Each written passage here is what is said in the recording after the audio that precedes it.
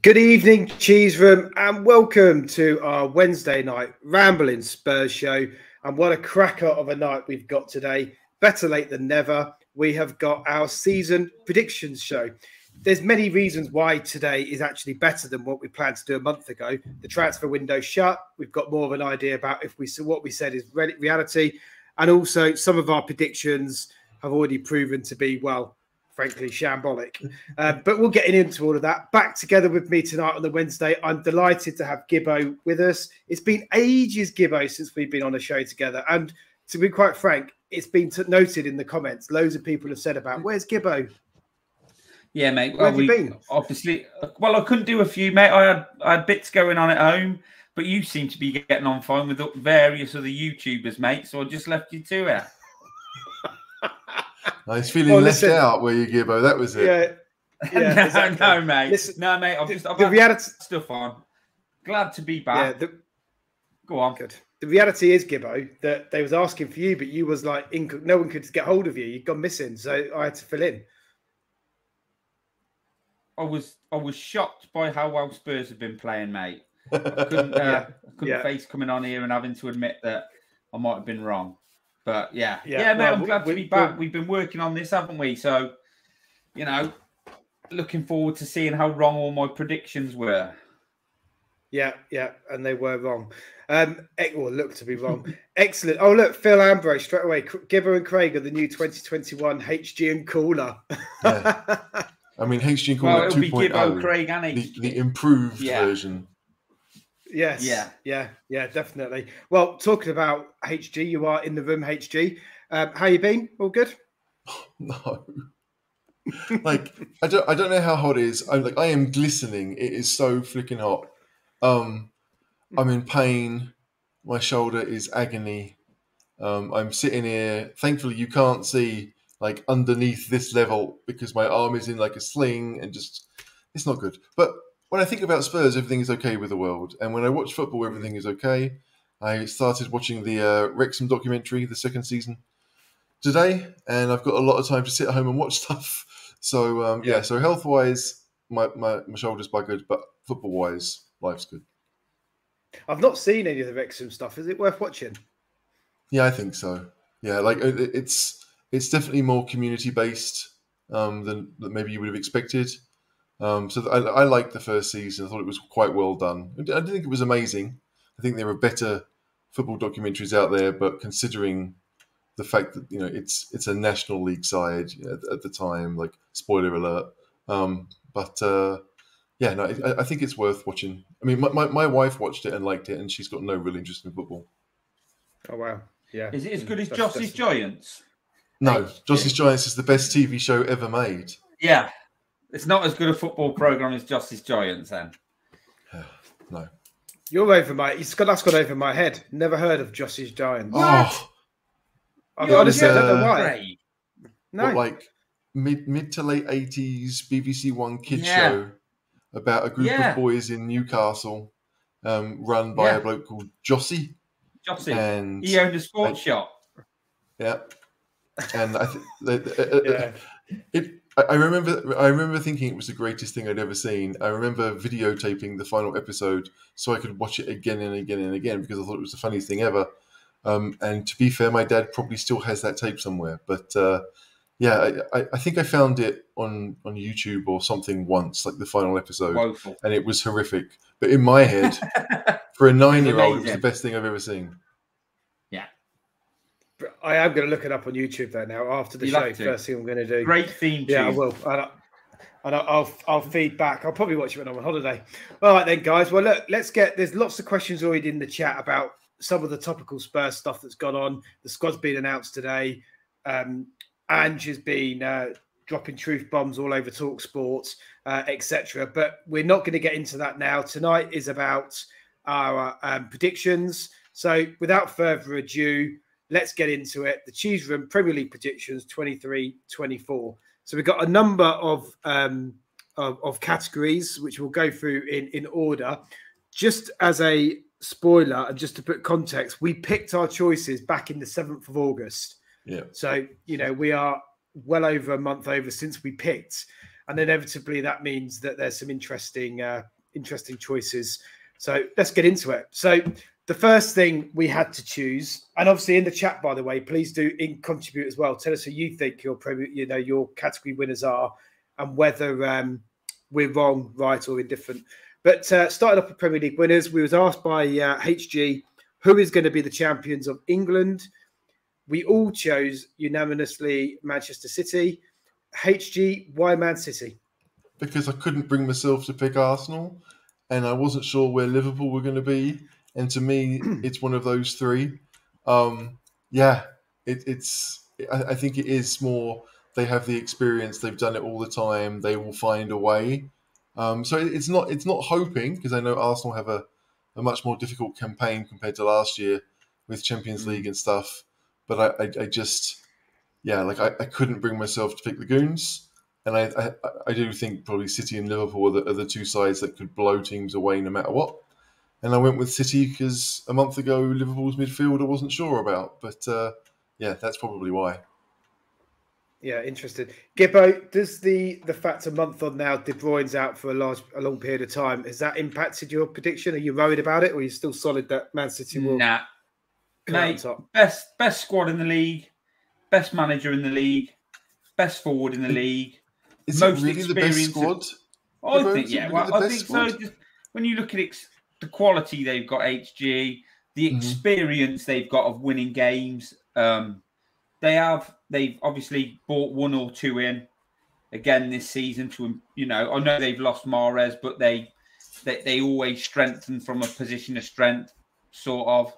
And I just think, and I don't think the other teams have improved any more really from last season. I know Arsenal brought Rice in, but I don't think that's enough for them. Because they also brought Havertz in. Yeah, they brought Havertz, which obviously has the adverse effect.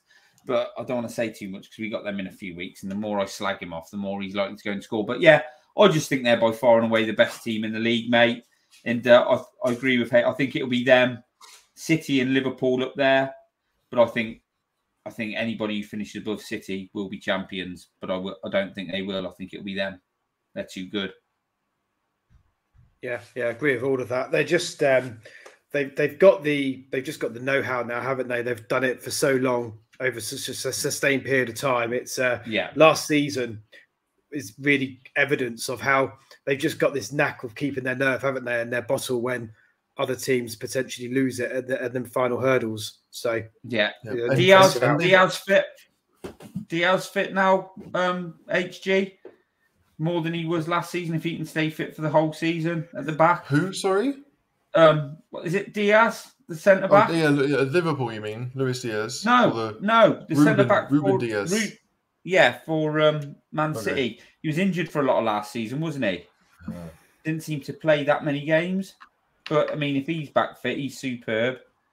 And yeah, I mean, they don't concede many chances, do they, Man City? That's the thing. Like, as much as that, like, even if they are playing games every 3 days at the business end of the season, they're only really using half the pitch most of the game. Yeah. So there's less running involved. If they keep the ball, the other side. So it feels like for them, playing so many games would be maybe less of a problem than if you were a really high octane, like, backwards and forwards, almost basketball style of team. But basically, we all picked Man City because we don't want it to be anyone else. Winning's a habit, isn't it? Winning's a habit, and they will just keep winning. Winning's a habit, so's losing. And they just win. They're in the habit. Yeah, agreed. Okay, let's go on to... Probably because all of the doping that they went through. Yes. Yeah. All of the oil money that we don't talk about. Yeah. 100%. All right, then. So we then looked at FA Cup winners again in the group chat. Tell us who you think. But HG, your choice, the mighty Spurs. Yeah, I mean, probably more hope than anything else. But I just thought that, it would be something that we would go for, at least, that we would actually try and win. I don't know if that will actually be true when January comes around, but we're good enough to beat anyone. I hope that the other sides that might be in the end of the FA Cup will still have Europe. and so maybe we can, the lack of games could help us. But again, like picking a cup winner, if we're all going to do it, we'd all pick Man City because they're the best team, and so they logically have the most chance of winning it. But yeah, more heart than head on this one. Mm. And then Gibbo, you've gone for Liverpool. Yeah. I can't stick Liverpool, but I think they're a good side this year. I think they've got a good chance in the UEFA, in the Europa League, whatever it is they're in. But yeah, I just fancied them. Obviously, I did fancy us to win some, but we'll come on to that. But mate, I do think Liverpool will win it. But I think what we need more explanation about is your pick to win the FA Cup. You should fucking explain yourself, mate. Your pick, Arsenal to win the FA Cup. That's a disgrace. It's a really simple explanation. If you manifest it enough, it's like I've even put 20 quid on it, because if you put money on it and you manifest it to happen, it won't happen. The opposite is always true. You. So by me betting on it, I'm betting against it. It's a reverse thing. So I'm quite comfortable with my decision. But in all seriousness, they're just likely to. I can just see them doing it annoyingly, as much as it frustrates me. How much money will you make if they win? I don't know. I can't remember what the odds are. I'll have to have a look on the app. I bet he'll put 20 on and get 25 back. I put 20 on. I can't remember what the returns were. We'll have a look and I'll come back to us. Let's just hope HG's on the money with this one, because mine and your choices, Craig, are absolutely hideous, aren't they? Really? Yeah, definitely. I mean, it will be interesting. I mean, it's. Yeah, I mean, I probably put Arsenal in higher regard going into the season a month ago than I perhaps hold them now. I don't think that I don't see the same progression from what happened last season with them this year. I think that's my take on it anyway. So realistically, they probably won't. Hopefully, they won't. But they definitely won't, because you put a bet on. So we know exactly 20 quid. Exactly. Yeah. Best 20 quid you ever spent, Craig. Thank you. Exactly. If I put 20 quid on Tottenham to win, you'd all be cursing me. You'd be going, "What the hell are you doing?" So I'm happy with my decision. So here we go. So we got HG for Spurs, Gibbo for Liverpool, and me for the full kit wankers. Let's see what happens. All right. We then looked at League Cup winners. Mate. Gibbo, talk us through your choice for League Cup. Mate, I did blame myself, obviously, for us being kicked out of this competition early. But luckily for me, Big Ange went on TalkSport the other day and took all the responsibility off me, the great bloke he is. But yeah, I just thought... You're not trying to suggest that Big Ange put money on Spurs to win the League Cup, are you, Gilly? No. With Ivan Toney and Toffolo from Notts Forest, mate, we don't want to be adding to that. But no, I mean, I just thought that the League Cup, obviously the third sort of, you got the league, having your FA Cup, and then the League Cup's a bit lower than that. I thought teams may play weakened teams. I didn't think we'd play weakened team. I thought we'd actually be looking to push on in the Cups. How wrong I was. But yeah, I fancied us, mate. I've blown it for us, and all I can do is apologise to all the viewers. So going back to the prediction before, when I predicted on Arsenal, do you now see my logic? Does it make sense? Yeah, sort of, mate. I suppose I was just stupid, really, mate, to think that we actually would go and put a full strength team out in the cup. What did Ange say that's made you feel vindicated? By the way, didn't he said basically, like, whatever happens, he'll take full responsibility for him if it fails. All right, okay. So for me, I'm basically taking that as him saying, when we lose, he takes full responsibility when we lose, mate. So there was me feeling all bad, thinking I've backed us to win the cup. And basically, Gibbo, the next time you put your fist through a wall because Spurs have missed a penalty, you can blame Ange for it. Yeah, here we go in the comments. Look, Russ Milton. This is Russ, works for Cheltenham Town. He's an Arsenal fan. Look, giving it the big one in the chat now. I can't think which is worse, being an Arsenal fan or living in Cheltenham. But I think yeah. Well, I'd say Arsenal fan. Yeah, I would too. I've lived in Cheltenham. Nice parts of Cheltenham. Yeah. If it was a game of top trumps, Arsenal would definitely score biggest, won't it, for whatever category it would be. Shit show. Brilliant. All right. Well, HG, you are clearly a very educated and sensible guy when it comes to football and football opinion. I knew that. I've known that for a while, but when I saw your prediction for the League Cup winners matched mine, it just vindicated everything I thought about you. So talk us through why Liverpool. Because of the other big whatever teams, I don't mind Liverpool. I know a lot of. I grew up in the 80s too, where they were the big team, and I think it probably helps that I don't live in England and I haven't been there for 20 years really. And obviously, living in Austria, I get to see Liverpool a lot because they show Klopp a lot, because German is the common language. So I genuinely don't mind Klopp as much as everyone seems to hate him, and I don't really mind Liverpool because I quite like Klopp. So I just think that, as I said before, Liverpool are one of those teams that can beat anyone if they really want to. I think they've proven it already this season in some of the games. They just beating Newcastle when down with just 10 men. But I don't want it to be Liverpool per se.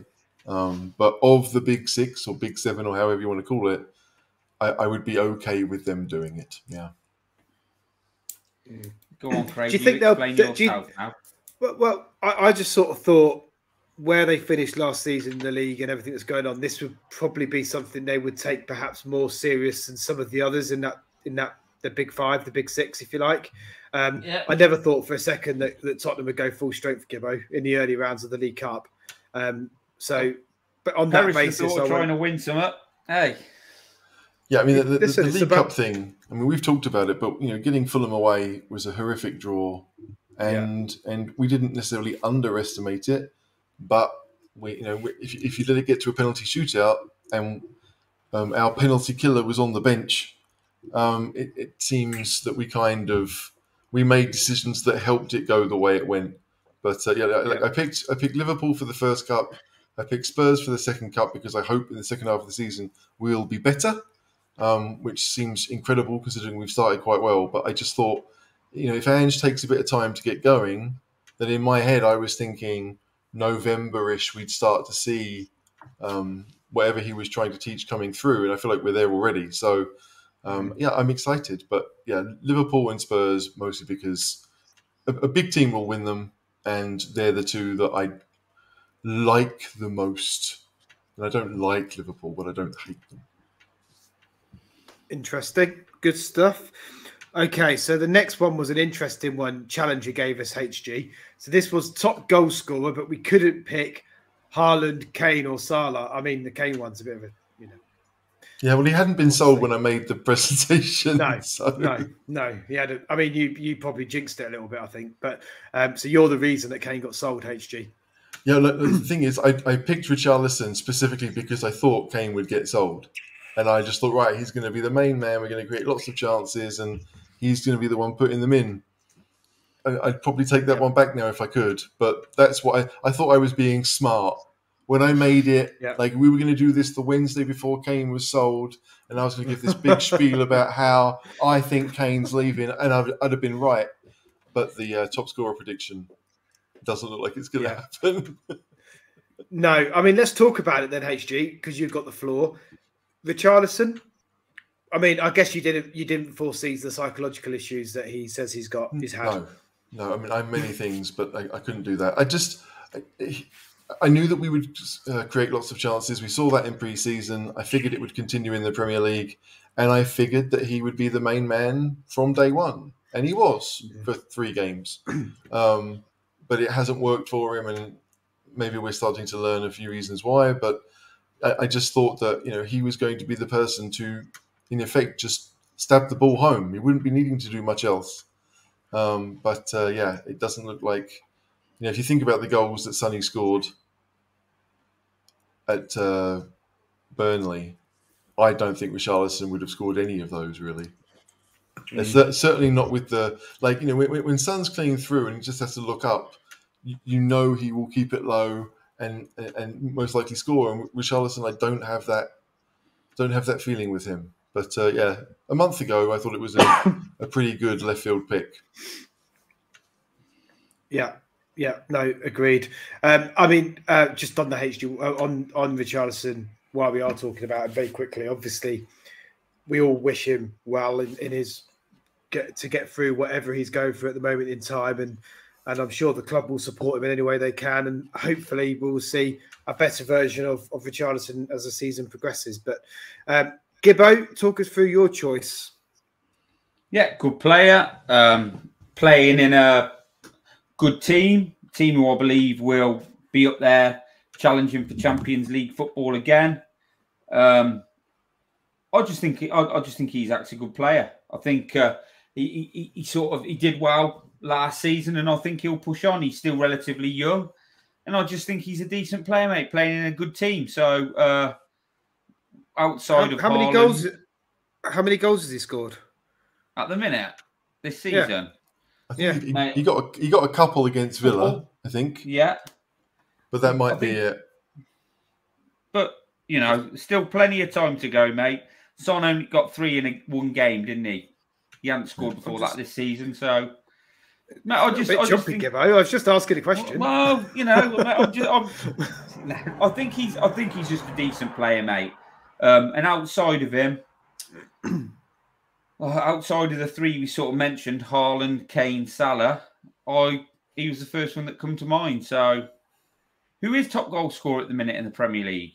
I'll tell you 1 second, because I've got the list up. Got to be Haaland, hasn't it? Haaland, yeah, I'd mention so. Yeah, 6 already. 6 already. Yeah, and then what else are we looking at after him then, Craig? Ferguson, 4, even Ferguson. Yeah. I can't pronounce this guy's surname. Brian M. Buomi, is it? Okay. Buemo, yeah. Yeah, that's it. And then we've got, I can't pronounce this one, Awoni, EY, whatever his name is. Oh, Awoni. Forest. Yeah. Forest, yeah. 3 goals. And then we've got Bowen. Everyone's on 3 goals. Sally Marsh, Son, Alvarez, Antonio. So it's a tight race. If you take Haaland out, it's a tight race. This is why we just ignore Haaland. Yeah. Like, he's going to score his goals, but forget it. He's playing in the easiest team to play with. His goals mean very little to anyone, well, unless you're Man City. Yeah. But I should imagine Haaland will smash the granny out of it, mate. So it's pick the bones out the rest. Yeah. And I'm going for Isaac. And like, if Son continues to play centre forward and teams give him the space that Burnley did, Son should get 20, right? Yeah. He really should. But it'll be interesting to see what happens if Son continues to play there. I mean, with Richarlison's news, you'd expect it probably now, but still, like, maybe that will work in Spurs' favour, that we don't necessarily have to make a choice there, that the choice has been made for us. Yeah. And you, Craig, Rashford? My choice is absolutely flawed, isn't it? It's shambolic. I mean, I picked Rashford on the basis of Man United going on and improving again and being a better version of what they were last season. Again, I thought they was on an upward trajectory. Clearly, that hasn't manifested itself in the way that I had hoped. And Rashford is banging his way to top goal scorer with 1 goal so far. So I think out of the 3, that is potentially a flop. But we are only 4 games in, Craig, to be fair. Do you know what I mean? There's still... Like, one from Haaland. Yeah, the best part of how many 38 goals in the season? 1/10 for the season. Yeah, 1 goal. So he's on for 10 goals. Yeah, maybe you're right, mate. Yeah, but I mean, it's not like United are creating. Yeah, it's not like United are creating much at the moment. I mean, it might all change, but at the moment, it's not looking good for them, is it? No, they haven't got the right balance yet. And although, again, Anthony being suspended might help him out. Yeah. Because I think he probably weakens them a little bit. And, you know, depending on what the options are, but still, like, I think last season at some point they were playing Eriksen and Fernandes and Casemiro and either McTominay or Fred. And they basically had 4. And so one of them was playing wide right. I think it was usually Bruno Fernandes. But to me, that's when they were actually at their best, where they had an extra kind of ball player to keep hold of the ball. I think we saw it when United played us this season, that Casemiro +1, and it's been Eriksen, is not enough, right? Like teams can steamroll. Like they looked like Spurs last season because we could just move the ball through midfield so easy. So if Antony's can't play or is, taken away from things, then maybe Man United will figure something out. But maybe. Let's hope not. Yeah. Yeah. I saw an interesting thing on Twitter day before yesterday, and it was someone had tweeted that their view was Kane left Spurs because he bottled it with Haaland. He knew he couldn't compete with Haaland and never get top goal scorer again as long as Haaland was in the Premier League. And that's why he's done one to an easier league. Just a thought. Yeah, I don't know. I'm not sure about that one. More money, more chance of winning things. Pretty nice place to live. Harry's okay. I don't think what Haaland does bothers him too much. A move to the club he's always supported as a boy. All that bollocks. Yeah, of course. Yeah, definitely. All right, let's move on. Relegated. Interesting choices. HG, I'll start with you just because you've got your line through Luton. Talk us through that. You changed your selection halfway through. Up. That's it. I want Luton to stay up. I wanted to find a way where, which team... Because, Luton are going to be the kind of... the powerful, strong, pacey side that will get into you and make life difficult. And I don't want to say basic because obviously they got out of the Championship and they didn't play basic football to do so. But I feel as if that would help them. And when I looked at the other teams, Sheffield United at that point, I didn't feel that they'd signed anyone that would help them. Wolves at that point were struggling because I think Lopetegui was still in charge when we were writing this, but they'd sold a few of their best players. They hadn't really brought anyone in. And I haven't really caught the Burnley train yet. I know they went up having, they only lost 3 league games, I think, last season, which is incredible. But there's this almost assumption that Vincent Kompany's style of management will keep them up because they play good football. But they played good football against us and got slaughtered. They played good football against Aston Villa and got slaughtered. And there are lots of teams in the division that will play good football and maybe have better players than Burnley. So as much as it's easy to do that in the Championship, when you've got, in their case, they had a bunch of Premier League players that had gone down with them. Now they've come up, they've brought a load of youngsters. I think Burnley could easily go the wrong way. But yeah, scrubbing Luton out is because I'd like Luton to stay up. Yeah. Gibbo, talk us through your choices. I just can't see Luton staying up. And they don't look very good either, to be fair. Sheffield United, yo-yo side, very rarely stay up for any length of time when they come up. I like, is it Archer, the kid up front? I watched him the other week against Everton. He looked decent. I think they have got a few decent players, but I just think there's like a little group down there where they're all pretty poor. You can put Everton in there. HG's right about Burnley. I think that, they've got that. They bought O'Shea from West Brom, playing as one of their centre-backs. They look like a Championship team trying to play Premiership football. And I think now, obviously, they've been pretty convincingly beaten every week. So they're one of those teams. And Wolves, who I've put in, they don't score goals anyway. They haven't for the past few seasons since Jimenez, like Jota left and Jimenez got his injury. So I just think they'll struggle. They miss a striker. They play some really good football. But I think that will only go on for so long. And then if you're not winning, the confidence goes, that some of those players lose the belief. And I just fancied Wolves at the time. And I thought, as we'll come on to, Lopetegui was in charge at the time. He didn't seem too keen on being there. And so I just went for those 3. I'll tell you now, if I was going to, I'd put Everton in there if we were doing it again now. I was about to ask that because Everton, none of us picked Everton, interestingly. Just to go on my Forest prediction before we get on to Everton. Well, what, Everton or Nottingham Forest? Everton, but you do your predictions first, mate. The reason I said Nottingham Forest, we all to say about Luton, Sheffield. I think the reason I put Nottingham Forest is twofold. One, second season. Will they struggle in their second season? Like we see quite a lot. But also, I perhaps overestimated the impact of the African Cup of Nations mid-season, because they've got about 8 or 9, haven't they, who are going to be at that competition. But I don't think there's going to be that many Premier League games impacted by it because of the mid-season break, the winter break. 4, Craig. I think there's 4 games. I put them up the other week for who Tottenham were going to be playing, because obviously of Sarr and Bissouma. And I think there's 4 games. If they go all the way, if their countries go all the way. Yeah. I mean, the thing is, and you made that prediction, Craig, before Forest sold their best player. Yeah, right? So you look at it now. Do you mean they let Jesse Lingard go? HG. Yeah, it was the dancing that sold it. Yeah. I mean, the in terms of the relegation, I mean, obviously we've got Luton and Sheffield, which we both agree are bankers, and then it's looking like Burnley, Everton, Wolves, Sheffield. We've discussed; they're all in there, aren't they? It's going to be a close race at that bottom, a close run thing. I mean, I think Sheffield United have really done themselves a favour by signing Archer, because he looks an actual goal scorer. All of those other teams on there do not have a goal scorer.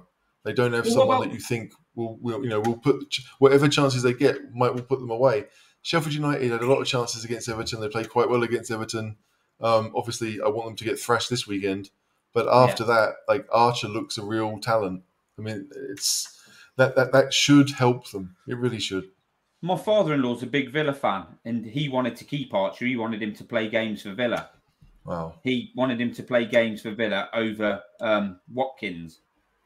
You know, he's got a thing about Watkins. But what about the guy from Forest who plays up front? I think he's pretty decent. The one that me and Craig couldn't pronounce. Yeah, he scored goals last season, important goals at home. I think he beat West Ham. I think he scored, like, Forest had 3 or 4 1-0 wins at home last year, and he got the goals in every one. Yeah. But yeah, he's that, target man, bit of a bully, but he can also find the net, puts himself in the right places at the right times. And he scored a bunch of goals in the Bundesliga before he went to Forest. So I think there were times last season where he wasn't always first choice, and that Steve Cooper was trying different formations and different systems, and he wasn't starting games. But I think now, I mean, you'd have to think he's Premier League proven, because he's doing it regularly at the end of last season, the start of this season. So he will definitely help Forest stay up, no doubt about it. Yeah. What do we think of Everton then, Gibbo? Pretty shit. I don't know what this guy who they bought up front is, but I mean, before that, their only real forward they had was Mope, and they've moved him on, haven't they? I mean, his goal scoring record's been crap for them. Damari Gray, has he left HG or? I think he's going to. Yeah, I don't think he's going to play for Everton. So they're just sort of like big, physical, poor footballers. They've got a couple of good. I think Onana's a decent player. I like Decore, but he's never had a decent move. They don't look like they're going to score a lot of goals. But they ship goals as well. Yeah, I feel like Everton have lots of teams with 9 that fit the system. So they've got lots of different systems, and they can put 9 players that fit that system really well. But there's 1 or 2 in every single system where it doesn't work. And if they wanted to play with wing backs, they could probably get away with it because they've got decent centre backs. But they don't really have wing backs. The Ukrainian guy at left back is woeful, but he would have to play every game almost. And so it kind of feels like that. I know the striker who came in, I think he scored at Forest in the Cup, and then he didn't score against Sheffield United, but he played the whole game. He looks a decent player, and you never know if it gels for them. But yeah, I look at Everton's squad and think there's a bunch of decent players here, but there isn't a decent team. And Deitch is struggling to figure out how to mask the weaknesses best. Yeah. Interesting. I mean, they're one of the other presents, aren't they, the Premier League? So it'd be a shame if they did go down. But I know that brand new stadium. Of course, yeah. When's that going to be ready? Is that next season or a couple of years? I think the plan initially was the start of next season, but I don't think it will be. I think it will be more Christmassy time. But yeah, I mean, the stadium looks great, right on the water. I really think it could transform them. They might be getting taken over. I read yesterday. Yeah. So Everton have hope in various areas, but when you look at the squad right now, yeah, it's weak in pretty much every area somehow. Oh my God! Can you imagine? Can you imagine if they got taken over, moved into a new game-changing stadium, and they did actually start buying loads of players and moving up the league and winning stuff? Be like Wrexham. There'd be certain people who would be having kittens on the socials, wouldn't there? If that happened. Yeah. Well, I mean, like, as much as I don't read the socials because I don't want to hear that nonsense, I quite like it when teams spend money because we know from experience that it doesn't mean they're going to spend it well. And I think the key thing is making sure that you have your own systems in place that work. And rightly or wrongly, in the last season and a half, it feels as if Spurs are working to build something that can do that. We seem to be buying decent players, and we now seem to have a manager who seems to actually want to create something. Yeah. And that can help us. But yeah, you're right. Like any club could probably go out and do what Newcastle have done. I mean, they really could with a little bit of backing, but Newcastle have just done it very well. And I mean, as much as they are bending the rules as much as they can, they don't seem to have made too many duff signings. So I think it's there. But yeah, competition is always good. I want to be the best. Everton, cheeky little bid for Eric Dier, hopefully in January if they get bought out. Yeah, he'd be the perfect man to lead them. Yeah, better than what they've got. Yeah, probably. What's going on? Yeah. Sorry, next time I've got the cat's meowing again. He's looking at me through the conservatory window. Anyway, he's literally looking down for the. It's got like a skylight thing, and he's poking his head through, going meow meow. So I'll have to let him in a minute. But anyway, let's move on. Promoted. So this was 3 teams for promotion out the Championship in any order. So I'm just going to go and open my door while you crack on HG and talk about yours.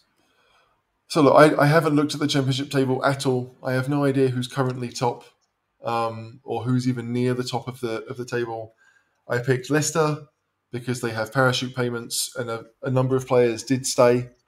Yep. I picked Middlesbrough because they did pretty well towards the end of last season and were knocked out in the playoffs. So I imagined they would keep most of that team together, although I know they sold their striker to Ajax.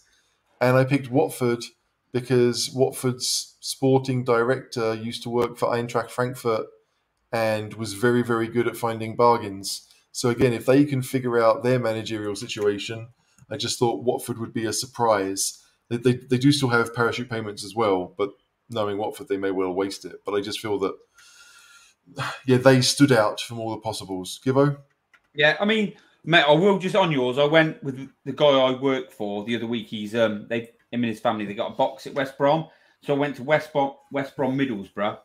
It was, I think it was 4-2. Game had everything. Penalties, red cards, some good goals. But Middlesbrough were absolutely shocking, HG. Wow. Shocking. Really poor. And I thought they'd be a decent outfit because Carrick was in charge and they finished last season well, but they were poor, mate.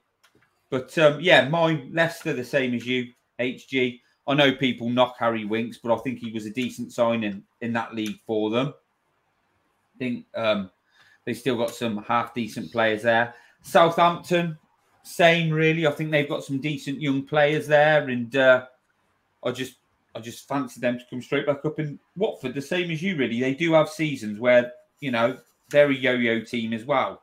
And if they can sort of get it together, they you know, did they sell Sarr, the kid who plays on the wing for them? Because he was a good player, wasn't he? I want to say yes, but I can't remember where he went. Yeah. So I don't know. But they, you know, I think they're a decent team. So don't know much about Championship teams really, mate. There's a lot of yo-yo teams down there, so I just picked one of those with 2 of the teams that got relegated who I thought might bounce straight back. So that's what I base my opinions on. Craig? Yeah, they did sell him. They sold him to Marseille. Yeah? Yeah. Well, that'll put a dent in that because I think he was a really decent player, to be fair. He was better than that standard, so... Yeah. Yeah. No, Middlesbrough, same reasons you've said. Leicester, obvious favourites. to go up, I think, one way or another. And then my left field one was Coventry, mainly to annoy the Leicester fans, to be fair. Just a bit of balance in there. But yeah, I mean, I'm looking at it now. I watched one of the Coventry games earlier in the season. They're not looking great, really. Not enough to get promoted out of it compared to others. So that might be the duff one of that selection, I think. But certainly, I think Leicester and Middlesbrough are good value. The Championship's such a strange league, isn't it? Because you can be pretty doggo up until Christmas. And then if you go on a run and you push into the playoffs, you've got as good a chance as any in that. So it is a tough league to pick. Yeah, and it's a slog. It's a marathon, isn't it? It's a slog. So it is a slog. You got Preston North End at the top at the moment. Play 5, 1-4, draw 1. Ipswich played 5-1-4. Leicester played 5-1-4. Birmingham played 5-1-3. It's close up there, but that can, like you say, that can change. And when you get to end of Jan, that can look completely different. The money, there's not a lot of money for some of those teams who haven't been up in the. But when you look at Luton and Coventry, there's obviously hope if you get a good coach in, and you can recruit the right players and get something going in those leagues. Like you said, Craig, the Championship, League 1 and League 2, you've got to have the right mentality and the right players and the right coach because it is a slog. You're playing twice a week, most weeks of the season, aren't you? So, and the thing with Coventry also sold or lost their 2 best players. Yeah, Harmer, who went to Sheffield United, and one who went to Lisbon, didn't he? Gyökeres, I think. Yeah, went. I watched him play last night for Sweden, but I forget where he's gone. Somewhere in Portugal, I think. I thought he went to Lisbon or Sport. Yeah. Is it? Yeah. Yeah, maybe Sporting. Yeah. Yeah. He was rubbish last night as well. Most of the Sweden team. Isak was rubbish last night. Kulusevski wasn't great. But I'm just happy because they lost. Come on, Austria. Good stuff. All right, then. So the next one was we were looking at first manager sacked. This was an interesting one. Gibbo, talk to us. Lopetegui, mate. So when we picked this, he hadn't been sacked, and I think he got sacked the day because we went through this the day before we were originally going to do it, didn't we, HG? Yeah. And I fancied that. Things weren't right there. Obviously, you see in the media, players, you couldn't get players in. So I just thought that he would be the first one to go, especially if they got off to a poor start. I think he went before the season started, didn't he? He did, exactly. So it doesn't count. Yeah. So you didn't get it right because the season hadn't started. You've asked me to pick again, haven't you, HG? So I was torn between 2. Like my initial one was Dyche, but I've got a little sneaking suspicion that if Newcastle if they're not doing really well, possibly Howe could get sacked. So I've got to choose between Howe and Dyche. And I think I'm going to take the safe option and go with Dyche. Okay. Interesting choice. HG? I mean, I went for the Sheffield United manager because, again, at that point, they'd sold, I think, certainly one of their best 2 players from coming up. They then sold the other one to Burnley. And although Sheffield United are in a bit of a flux off the pitch, I don't know how set they are to him. Obviously, he brought them back up. So he's obviously good at his job, but Sheffield United were kind of like the team that no one knew anything about because they didn't win the Championship. They didn't come up through the playoffs where most people start watching the Championship.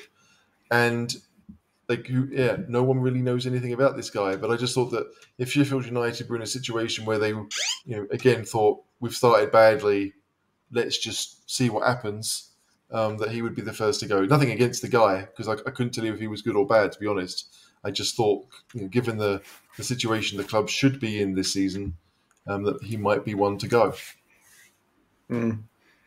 Yeah, well, I went for Moyes, which looks on the face of it an inspired choice. But obviously, my gut feel was expectations had been raised massively with their European Cup, whatever you want to call it, win. And the fans would want a lot more. And I thought that Moyes wouldn't be able to deliver. But clearly I was wrong because they've had a really strong start, haven't they? So I think Moyes is probably safe, unfortunately. For the time being. He still might be the first one sacked. It could be in like February or March. You never know. Yeah.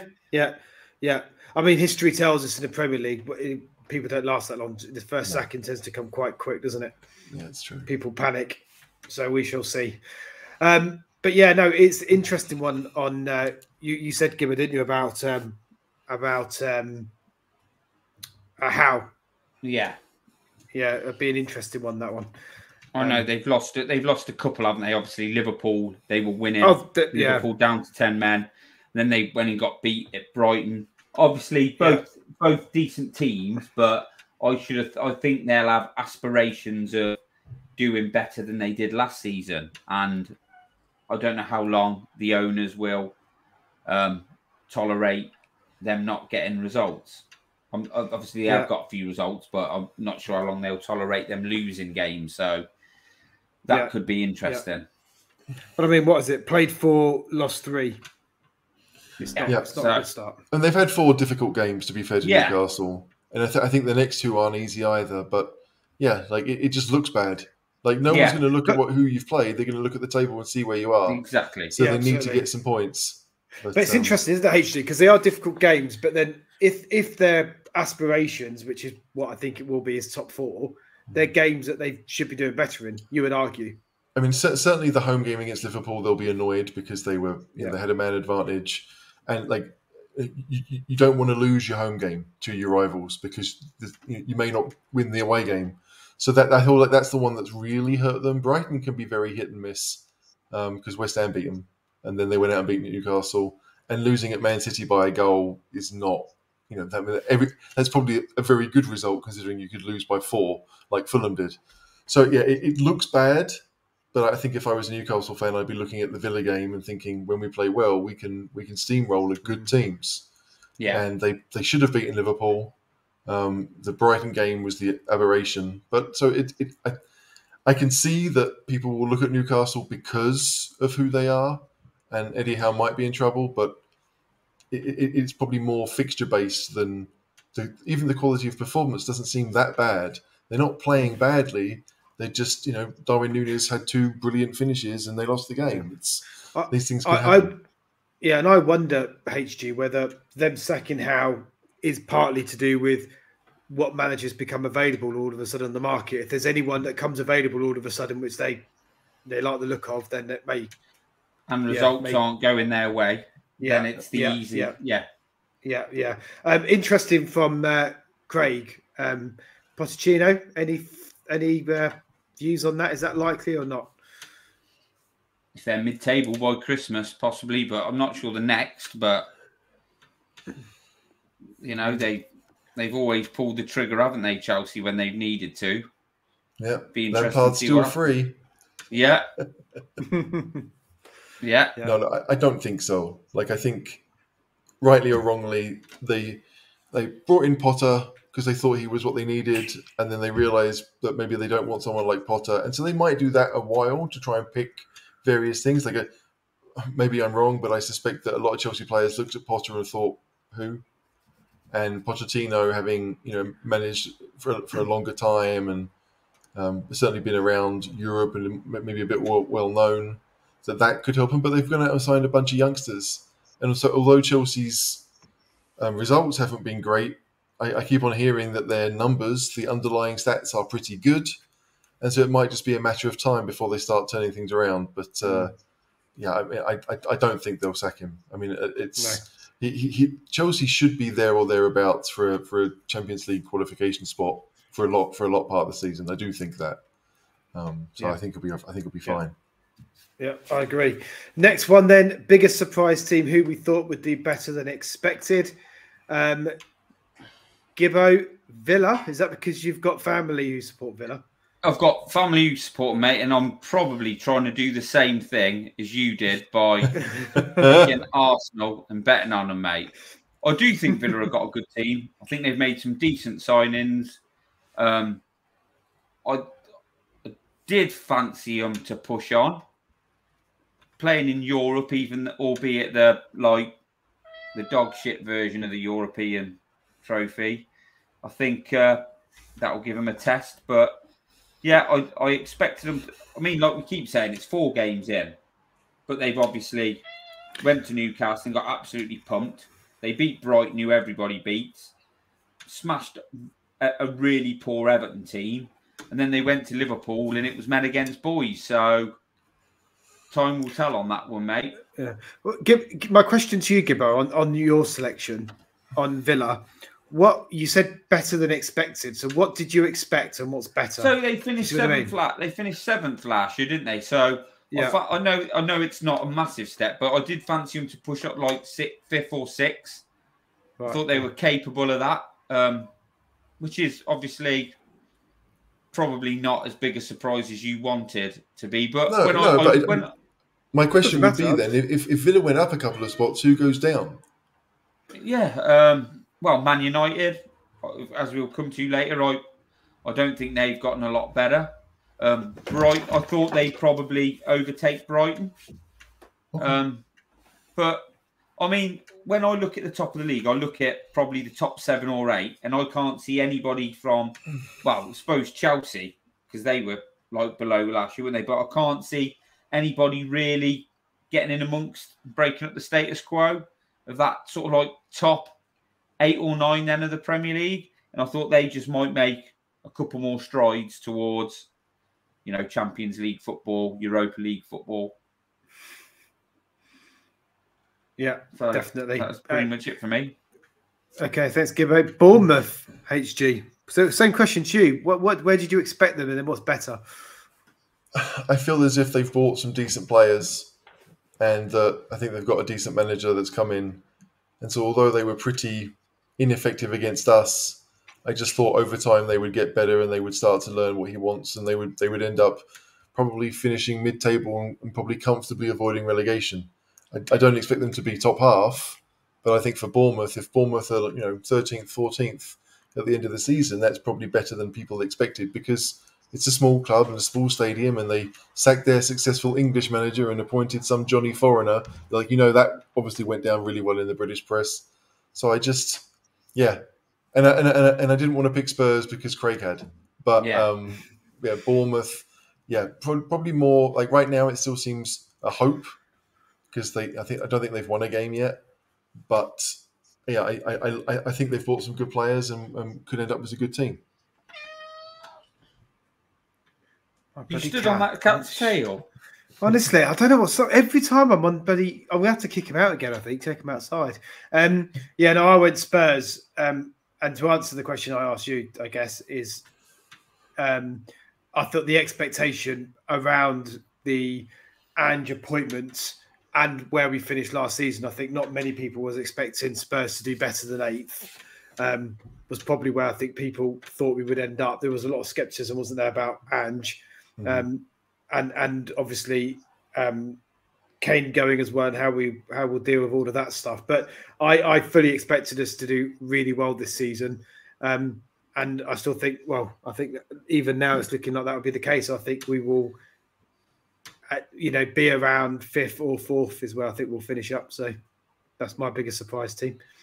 Yeah, I think a lot of people have already said after 4 games that Spurs are better than they expected Spurs to be, but that's because they were idiots and thought Spurs would be terrible. Whereas every single Spurs fan knew that we had a terrible manager but some decent players. Sorry, all the intelligent Spurs fans knew that we had a terrible manager and decent players. And for Ange to turn things around like he has very quickly, when you look at the other project managers that have come into big clubs in recent years, like Ten Hag, like the Chelsea numbers that have done it, for Ange to do it in less than 2 months of actually training with everyone is incredible. So we were never as bad as they expected us to be without Kane, because I think we all knew that changing tactics was more important to success than losing Kane. Yeah, definitely. Okay, well, the opposite of the biggest surprise team is the biggest flop team. This is looking good, actually, for both of us. Gibbo, talk us through Manchester United. They obviously lost their star striker, Weghorst. He went back, he left. And I just you know when you look at a team and you think, I just didn't fancy them. They weren't making signings which I thought were elevating them, were making them a lot better. They just seem to stagnate, and I don't think you can do that in the Premier League. I think you know, especially when you're in the position they were in, I think you've got to push on, and I think they've struggled to do that. So yeah, I didn't I do worse than expected. I think probably Man United fans and people at the club expect them to always finish in the top 4 and around the Champions League places, and I think they'll struggle to do that this season. Yeah, I mean, if you look at, you know, again, Spurs, we've changed 4 or 5 players of our first 11 since, you know, whether they've been coming back on loan or whatever, but we've got a few new players in the first 11. Man United have bought players, but I mean, Højlund will be their main striker when he's fit. But is that it? Is Mason Mount going to be a first-team player for Man United? I don't think he should be. I think, like, if I'm Man United, I would play McTominay over him. And McTominay is not great, but Mason Mount is just Mr. Average. You know, he makes very good decisions on the ball. I will give him that. But he's not going to outpass anyone. He's not going to outscore anyone. He's not great at tackling. Like, if you're going to play him in central midfield and in the system that United play, that's where he's going to be.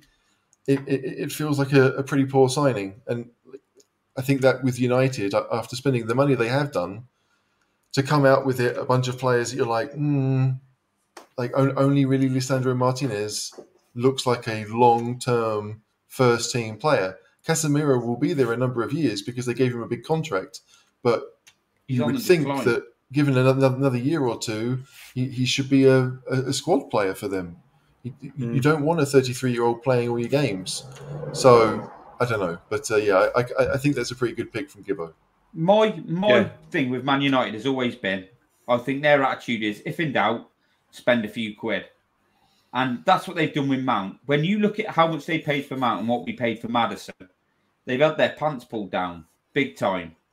And I just think that's what they do. They spend money if they're struggling. And I don't think they've spent it that well. And I think Mason Mount is exactly what HG said, Mr. Average.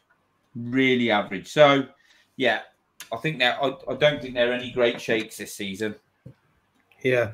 I mean, and it is inspired because I'll say this was picked back in the 7th of August. So, before the season started, really. So, yeah, it's good. HG, you and I are on the same wavelength with this one again, Newcastle. But mostly because Newcastle did so well. Yeah. You know, in the first season and a half under Howe, they weren't just good, they were very good. I think they only lost 5 league games last season. They've lost 3 already this one.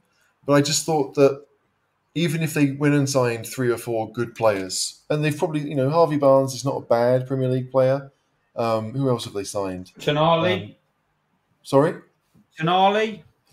Again, yeah. We don't really know if he's going to be good enough or if he's going to hack it in the league. So they've spent money again, and we knew they would. But I just thought, you know, I'm not sure if Howe really knows his best team. He seems to, like, he doesn't seem to play Isak and Wilson together, although that might well be a good thing for them to do. And like the uncertainty created by expectations and more games means that, you know, people expect Newcastle, now they're in the Champions League and with the money they have, to stay there. That's the expectation now. They have no reason.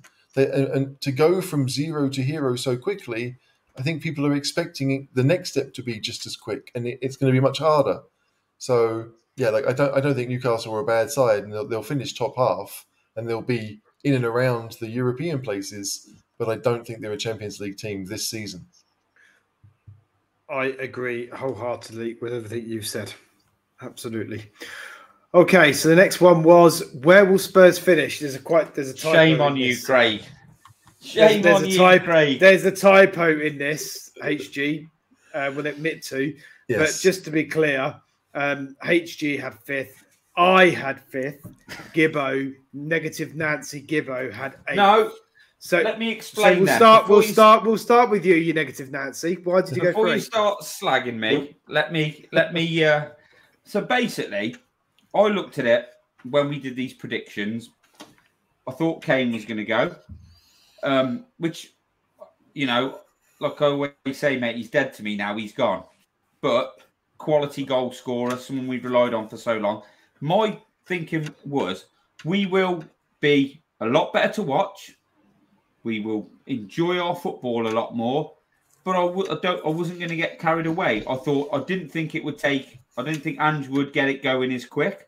I thought he had a lot of players there whose attitudes weren't great, but he sorted that out and he's turned it round a lot quicker than I imagined he would. And I thought the other teams that were in front of us were pushing on a little bit more than us. But it wasn't a negative 8th. I put down it's a positive 8th. So it's not a Conte 8th, it's the Postecoglou 8th. It's a Postecoglou 8th, but we would be a lot closer to what we were trying to do, and we would be in a far better position next season to kick on. As it stands, I was wrong because the coach has come in and turned it round a hell of a lot quicker and done better than I thought he would. I mean, some of those players, what he's got out of some of those players is unbelievable. You know, like how he's treated Romero and what I think you're seeing from him. Bissouma, Udogie. Like we joked about saying a back four of Porro, Udogie, Romero and Van der Ven, but, you know, probably won't happen. And he's doing it and making it work. It's pretty special stuff at the minute, but I'm not going to get carried away because it is only 4 games and the acid test will be in a few weeks' time. So if you was to redo your prediction now, based on what you know, with the benefit of 4 weeks later, what would you go for now? 7th. Shut up. No, mate, I think if I was to... I genuinely don't want to get too carried away. It's going well. We are looking good. There's still going to be bumps in the road. You know, that the squad... When we were thinking about Son possibly injured in the week, and when we were talking about Romero possibly injured, the squad is a little bit thin in those places. I think Ange would have still carried on. It'd have been business as usual. He wouldn't have moaned and groaned about it. But we would have been a lesser team if 1 or 2 of those players aren't playing. We're very good with everybody fit. I think we can challenge for the top 5, mate. Because it's top 5 Champions League, isn't it? But I think you know, we are doing well, but West Ham are doing well, mate. I think we've got a couple of big games coming up, Liverpool and Arsenal. That will be the test. But I think we're in a good place, and I'm enjoying it, and I'm looking forward to it. And I don't really want to get bogged down with thinking we're desperately going to get into the Champions League. Just going to roll with it. Just enjoy the ride. Yeah, it does feel like a defining couple of weeks, doesn't it, in terms of the fixtures, in terms of hopes and aspirations for the season, potentially. But HG, you went with 5th, I went with 5th as well. Anything, does your prediction change after what you've seen so far? I said at the start of the show, I think there are 3 very good teams in the Premier League. That's City, Arsenal and Liverpool. Arsenal haven't been as good as expected because they changed things around for reasons I don't know why. But after that, it was going to be a massive race between Man United, us, Newcastle, anyone who Villa. But all those teams have Europe. We don't. Us and Chelsea will be the 2 that will probably want to take advantage of that. And I do think it will be big. And that's weird because I've always been one of those people who's like, I want Spurs to be in Europe every season, no matter what. But if we are going to have a season without it, then 5th felt like it feels like an achievable target. Now that I've seen how well we've taken to what Ange is doing, then maybe higher is possible, and 4th, maybe even 3rd. But I do think that it'll really depend on how we deal with just having 1 game a week. Like if we can focus all our energies and really get the training hours in and really learn the system and be a bit smarter with the amount of chances we concede, because we concede too many chances right now. But if the team gets better at doing Ange ball, then anything is possible, really. But I just think that given the fact that we are still learning, somewhere between 3rd and 5th now is doable. but I don't think we'll finish lower than 5th. HG, I agree with you, because I was one of the people in our group who was saying, look, I want to play in the Conference League. I know it's a crap cup, but it's something we can win. We can push on. We can play blood younger players if that's what we decide to do. But I think probably now, thinking about it, that season out of European competition, we didn't need to be. It probably is the right time to do that, isn't it? It probably is the right, it probably is the right thing that. Let's hope so. I mean, we'll talk ourselves into it, won't we? But I mean, I'm pretty certain in thinking that when we qualified for the Champions League the first time around, we also had no Europe that season. In 09-10, I think it was. Maybe that's wrong. No, maybe we did have Europe that year. I don't know. I think we did, Matt. Yeah. Yeah, maybe we did. But it just feels as if there's no excuse for Spurs now. Like we were expecting a bumpy start, and League Cup aside, we haven't had it in the league. We may have it in the next few games because we've got some decent teams. But I thought Man United would be a bumpy start, and we came through that one. So you just don't know. But the season is long. Lots of things can change. We can get new players in January and everything else. But given the way that, I mean, even from that first pre-season game, when most of the players they'd barely trained with Ange. Yeah. I mean, Harry Kane basically showed up at the airport and before they flew out. So when you see that, and you see the fact we managed 30-odd shots in that first pre-season game, if that's what we can do just by trying something new, when we get better at it, you'd expect us to score more. I never thought we'd have scored 11 in 4 games. That we're averaging almost 3 a game. Like Spurs of Ozzy Ardiles would win games if they were averaging 3 a game. Like we are scoring goals, and maybe half of them were at Burnley, but if putting Son centre forward means we're going to score double the goals we would if he's not playing centre forward, great. We play him centre forward. It's we're learning, kind of like I said with the other teams, we are learning what 11 actually works well together, and it does feel as if certainly with the front 3. For those first few games, Ange went with what we'd had before, because Richarlison and Kulusevski and Son had all been at Spurs last season, but now he's changed it up and he's brought Solomon in to see what can happen, and maybe very soon we'll see Johnson starting games because he's an Ange. Ange wanted him, so it's just there's lots of things that could possibly happen, but we are definitely capable of getting Champions League, no doubt about it. Yeah, 100% agreed. Okay, the final one was our top 5. In no particular order. It wasn't in order. It's just where do you see it? So obviously we all went Manchester City, so they were bound to be in there. HG and I went for Tottenham in the top 5, so that was going to be in there. So everything in between. Gibbo, talk us through your selection there. Newcastle, I guess, is the interesting one. Well, yeah, and Chelsea probably, yeah. I think Liverpool, City, Arsenal will definitely be there. Then Newcastle, just thought, continuing on from last season. And Chelsea, just because it's Chelsea, do you know what I mean? They always, they over the years, if they've had a bad season, they've come back stronger the next season, throw a lot of money at it, loads of players, but... Yeah, I'll put Chelsea. If I was to pick it again now, would I make it any different? Probably wouldn't have Chelsea in there. But, just at the time, mate, I wasn't really sure. It was just like, I picked those main 3. And then the other 2 were a bit of sort of like Newcastle. Yeah. And then the Chelsea one was fucking Chelsea always pull something out of the bag, and they're not going to have 2 bad seasons in a row. So I'll just put them in there. And I didn't at the time, mate, I didn't fancy us to finish in the top 5. Genuinely never. HG, talk us through yours. It's basically pretty much what I just said. Like the big 3, which are Chelsea, Liverpool, and Woolwich. Man City, Liverpool, and Woolwich. And then Chelsea and Spurs being the 2 teams that don't have Europe will probably take advantage of that. And both sides will probably get better as the season goes on, because you'd expect that. But having fewer games should help them. It's interesting, isn't it? Because looking at the 3 predictions there in terms of the top 5, I'd probably say yours is the most likely out of the three options to come true, I guess. Chelsea aside. Yeah, quite. I don't want that to be the 5. No. But it looks probably the most likely in terms of who's going to match them. I mean, I didn't have the full kit wankers in purely because I thought they would all be stronger. But if I stood it back now, I'll put them in and take Chelsea out, I think. And that'll be my 5. What, you keep Man United in there?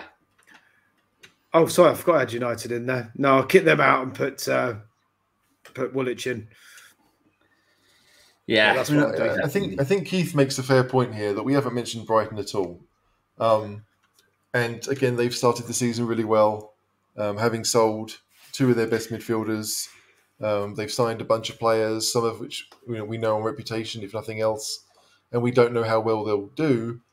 But they've started well. They've had, again, not easy fixtures, but they went to, was it Wolves on opening day? I think. Yeah. They had Luton.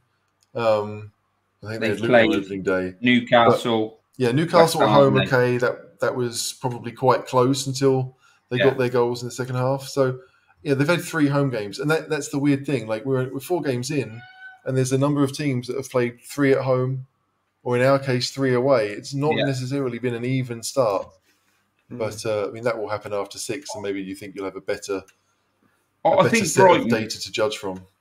I think Brighton HG. I don't know if you agree. I think they'll be around the same sorts of places they finished last season: Europa League, Conference League. You know what I mean? I don't think they'll be challenging the top 5. I think that's what they'll be. Around those I feel like a good team. A really good team. They've got very good attacking options. Yeah, I mean that. Like, I genuinely think they have very good attacking options. I worry what happens if Lewis Dunk got injured. Yeah. Or Webster, because after that, like the young Dutch kid Van Hecker, I don't know too much about him.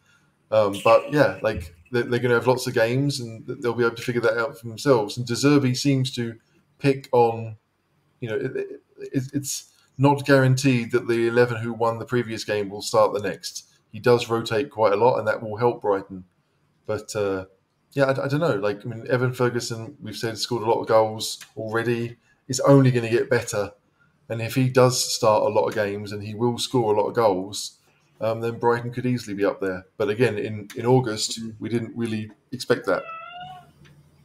Yeah, very true.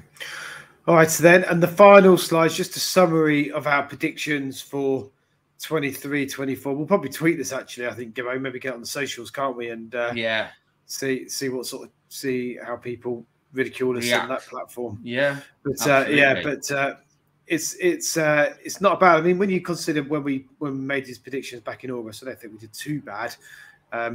It's good, and I think we'll probably have to come back at this in the season, won't we, and do a reflection and how did we do? Definitely. We'll definitely do that. I think end of the season, get them up. Yeah, absolutely. We'll be too busy celebrating Spurs' double to do a video on this, surely. Yeah, absolutely, definitely. Just quickly, do it at the last. Sorry, I was going to say we can do it in the last international break before the season finishes. Yeah. Sounds good. Let's just quickly touch on. There's been a lot of talk about it in the chat, so we'll quickly touch on the 2 pieces of news for Spurs. Today, the squad was announced. Any surprises for you, HG, in that squad? Not really. I mean, we've got 25 senior players. They all got named. They were all able to be named. Maybe it was surprising that we actually did name them rather than just send them to the reserves. But just because they've been named on a piece of paper doesn't mean we won't send them to the reserves. So it looks a bit weird to have 5 goalkeepers in a squad of 25. But that's where we are right now. And I have no doubt that in January it will change again. So I'm not massively surprised, no. Give anything for you on that? Nah, mate. Just I thought nothing surprising for me. Yeah, I guess it probably shows how we didn't quite do as much in the transfer window as perhaps we thought we would, and that's probably because of not getting the outgoings out. But I know Postecoglou said that we wouldn't name the keepers, that many keepers in the squad, didn't he? I said I think he said we wouldn't name any more than 3 keepers in the squad. So to see 5 in there, I thought was quite interesting. He's just done it because he's got the room, hasn't he, HG? Yeah, that's it. Exactly. That's what I thought. Yeah. He didn't have to leave anyone out, did he? And who's the one player we did leave out, by the way? There was a player people said we did leave out. Oh, Lyons Foster. Yeah, I don't think anyone realised he was already 22, because it seems that so many of our academy players at that age have already gone somewhere, and he's not gone on loan anywhere, I don't think. So, maybe you could have named him and taken out one of the goalkeepers, especially Whiteman, because Whiteman's been injured. But it's a minor point. Sad for the kid, because he's now just going to be training and playing under 21s football if he's still eligible. I don't know. But players like Lyons Foster, there's no real pathway to the first team for him. He just needs to get out and join a club and play regular football. Yeah. Do we see a world, either of you, where Lloris puts on a shirt for Tottenham this season? Don't think so, mate. No. Maybe as a sub. But I think I can't see it. He won't be number 2. You don't think he'll be back up? You think he'll be third? I think Forster will be 2. I mean, maybe Lloris is better than Forster. In many ways, I think he probably is. Like, Forster never fills me with huge confidence when he plays. He makes some decent saves with his feet, but I always feel like that's about it, really. But he's a good number 2, isn't he? HG Forster, I think he's a good number 2. Then, he's a good number 2 because he counts as homegrown and he's not going to complain about earning 10 grand a week to train. But like, do I want him playing a number of games if the first choice gets injured? No. Would I rather Lloris played a number of games if the first choice got injured? Maybe. As much as Lloris isn't great with the ball at his feet, what we saw, certainly against Burnley, first half, I felt like Vicario didn't do anything, but picked the ball out of his net once and then just watched the game. So if Lloris can do that, I can do that. But I'm not too fussed. As long as Vicario stays fit, it's not a problem. Something's gone down with Lloris, hasn't it? I think that's. I told the club he wanted to leave. Basically at Newcastle, he was like, I can't be asked anymore. I mean, I genuinely think it was like, what is the point? And he probably laid into everyone, and he was probably wrong in doing so, and he got banished for it. Because he did get banished straight away. There's no way he got injured at half-time. I mean, maybe he got injured because someone knocked him out. But it's just... Lloris wanted out. It's kind of surprising that he's still at Spurs, but he's going to get his £100,000 a week. And he'll train. And I don't think he's going to be a negative in the squad. But I don't see him putting a Spurs shirt on, no. Just on that... Why do you think he didn't get the move, HG? Was it just lack of interest in him, do you think? Or just nothing? No one was paying him the more than £100,000 he's on at Spurs? Because... I mean, I suspect that... I mean, if Spurs were willing to grant him a free transfer, then maybe there'd have to be some agreement on the wages situation. Maybe Lloris... I mean, Lloris is not going to get that money anywhere else. And maybe he does... maybe he likes living in London. Maybe his kids are in school. There's lots of reasons to stay. But if there isn't a project that you say, I really want to go, and you can be named in the 25-man squad, so you might be needed, why not stay? He's not going to be playing for a big team again.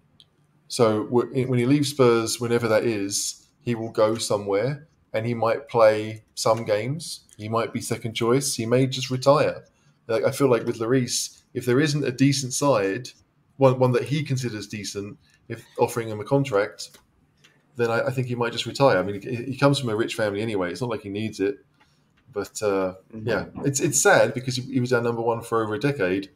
But it's kind of to leave at half time. I mean, he's lucky that he's been at the club for a decade, because if anyone else had done that, it would be scandalous, really. I mean, let's be honest. Great servant to the club, great keeper in his day, but he's not going to play for Spurs again. So I don't really care if he's in the squad or not. He's never going to be used. He's just filling up space, isn't he? Do you know what I mean? Time to move on. Out with the old, in with the new. Yeah. I mean, and it's the same with Dier. Like the thing is, both of them are foreigners. Both of them, if they're sold in January, means we can go and get anyone that we want from anywhere. Yeah. But if you look at those 25 names, there are a bunch. I mean, at least 6, maybe even 7, where you think we need to be better than that, right? And it's even especially in the homegrown section, when you think that it's probably Maddison and Skipp and a goalkeeper that will stick, and all the others. Oh no, Johnson's there, so Johnson will stay. But like Sessegnon, hook him. There's a few options there. So I think Spurs will be looking at maybe getting another homegrown player. We bought 2 in the summer, which obviously helped us out.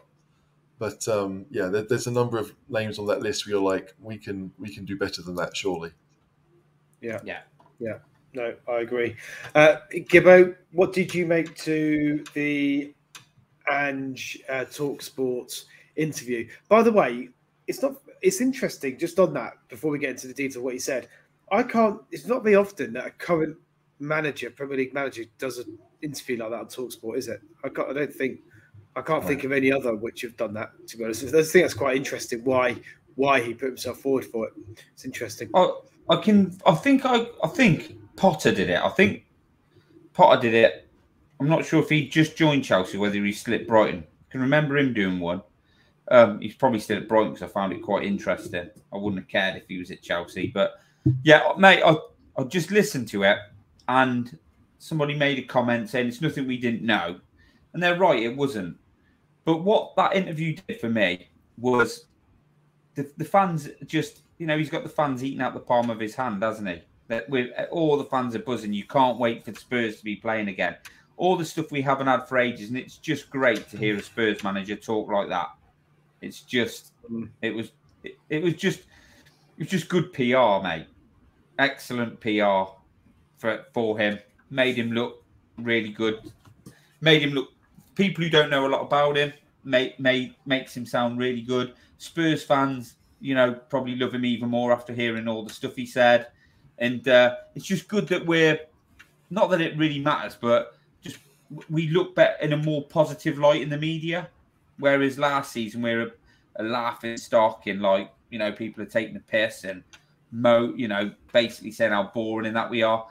But he just puts a positive spin on the club, doesn't he? He puts a good look on the club, a better look on the club. And you can't help but fucking love the bloke, really. Yeah. Says all the right things. Yeah, and the media has power, right? So you need them on your side. You do. Yeah. As much as if you think they're all knobheads, and most of them are. And I think he said that to them pretty much as well. Sometimes in press conferences, I think he's pretty clear with the fact he doesn't really like the press, but he makes them laugh. And so they lap it up. But yeah, it's clear it's part of the job, right? If you want good press, you've got to be nice to the press. And in a week where every other manager is taking it easy, spending 15 minutes of his day talking over, it's not difficult. And everything he said, I feel like most of us have heard it before, right? It wasn't new for us, but for anyone else who's like, this guy speaks really well. And I don't listen to press conferences from other managers, so I can understand that others will be thinking, it's a bit different. But it's the first time I've ever listened to TalkSport live, so it got me there. But the comment is, HG, from me, and you've said this before, when I listen to that, you are left in no uncertain terms that Ange Postecoglou is the figurehead of Spurs. He is the main man at Spurs now. He's driving whatever we're doing. He's pushing it. He's driving it, and he's taking full responsibility. And it's about time. That is fucking brilliant. Yeah, absolutely brilliant. That's all we really want. I'm no management expert, right? I don't know motivational techniques, but I do know that for me, if the person I'm working for is a knob, then I'm not going to enjoy my job, right? Yeah. Doesn't matter what it is. If you like them as a person, you're going to have a good atmosphere just between the two of you. Or at work. If people they don't feel stressed. And it does appear that Spurs is just now an enjoyable place to go. People want to go to training. They don't seem miserable being there. There's an idea that the weather's still quite nice. They're getting paid a fortune to play football, and they like their workplace again. So what more could anyone want? It's like saying to Bissouma, I think you're a leader. Next day he turns up late. and says to him, "That's not what leaders do, mate." But instead of sulking or like banishing him or, you know, belittling him or whatever in front of the team, he gets a response from him. Yeah, that's what, do you know what I mean? It's like if you see, again, like I think I'm going to compare Ange to Ten Hag quite a lot, right? Yeah. Because Ten Hag was linked at Spurs for, 2 summers before he went to Man United. And I never really, you know, like I'm fortunate that I understand Dutch. And so I could go back to some of his interviews in Dutch and see the kind of person he was. And I was like, don't really think he would be a fit for Spurs. He just seems a bit charisma-less. Yeah. And you know, he spent, 300 million since he joined Man United? Maybe more, probably more. And they don't look any better than they were when Solskjaer was around. They've got a few more famous players, but the system doesn't seem very defined. You don't really know what they're going to do. It seems very much like, here's some famous players who I have at my club. Off you go, lads. And, like, he's basically scapegoated Sancho. And that, to me, like, again, I quite like Sancho. Right? I watched him play German football. I know he can be really good. And I understand he's got his own issues with timekeeping or whatever. But again, what is the point of, like, you know, to me, Ange Postecoglou is there to win football matches. Same as Erik Ten Hag. It's not about challenging authority. Like if I'm, you know, weak with you because you're late. That to me just seems petty. Like, of course, you can't reward people for always being late. But if they're really good at football and your job is to win football matches, it's not about scoring points. Like, it's not about... Like, Ten Hag has more power than Sancho. So he can get rid of Sancho tomorrow if he wants, which he may well do. You know, he may well just, you know, try and kick him to the curb.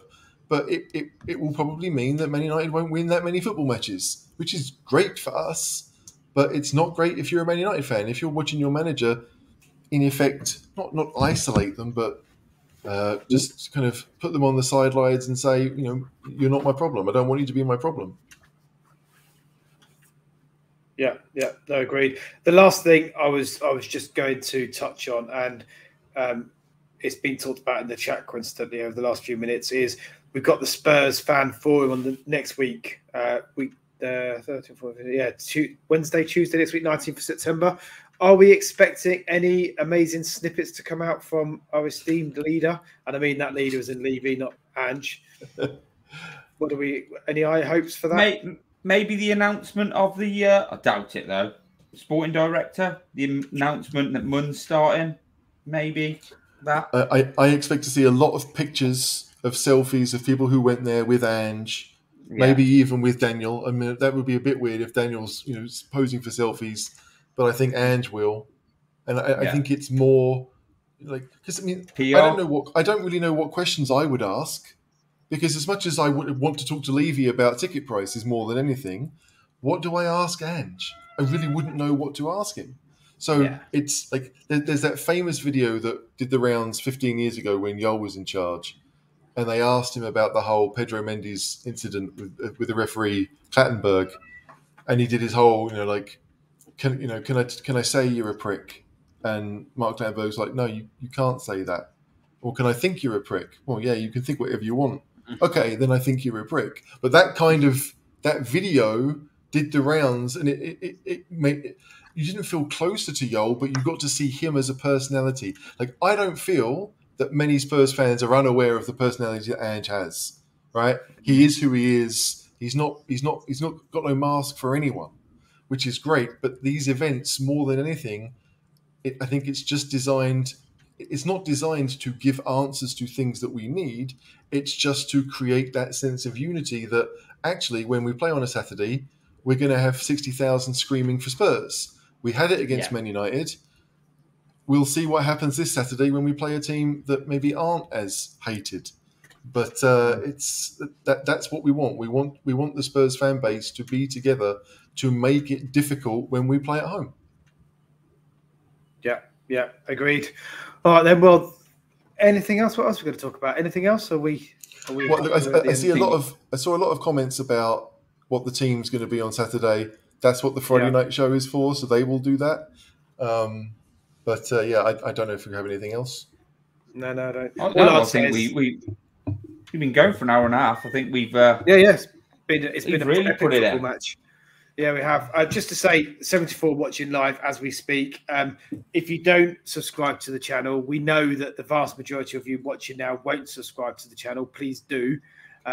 Easy, tick the box, subscribe. Shows Monday, Wednesday, Friday.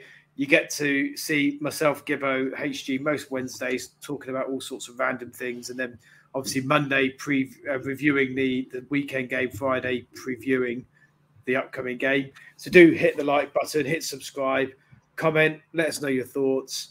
Become a patron if you really want to help support the channel. And we're well on our way to 10k subscribers, aren't we? So yeah, hit the like button, hit that subscribe button. Help us push on the journey. Yeah, help us push on. And the last thing I'll say is, yeah, have a great week, guys. Anything nice planned apart from HG getting better? I can't plan anything. It sucks. I can plan which bed I'm going to lay in for the next 3 hours. No, I actually have tickets for an American football game being played in Vienna this weekend because it was free, and I thought my daughter might like it, a bit of American culture for her because she's half American. Yeah, but I don't think that's going to happen because officially I'm not allowed to leave the house. So yeah, we'll see. But I just want to get better because my shoulder really freaking kills. Yeah. Gibbo, everything all right with you? We've got a good busy week planned. Work. Well, whatever. Oh, he's gone, mate. I should be. Well, I was going to answer him, but I should be doing whatever my wife tells me, and hopefully fitting the Spurs game in for a couple of hours on Saturday. So, oh, he's coming back now. The cat pulled the plug, surely. It was my cat. It was the cat. Yeah, of course it was. Of course it was. Of course it was. Hey, I just said, hopefully I'll get a couple of hours to watch the Spurs game Saturday. But mainly, mate, I'll be doing what I'm told by the rest of the family. Taxiing my teenagers around and doing whatever the wife tells me to. Happy wife, happy life, mate. Absolutely. I know that feeling. All right, guys. Well, thanks everyone for listening, for watching. Yeah, do hit that like, do hit that subscribe button. And the last thing to say is, come on, you Spurs. Come on, you Spurs. Come on, you Spurs.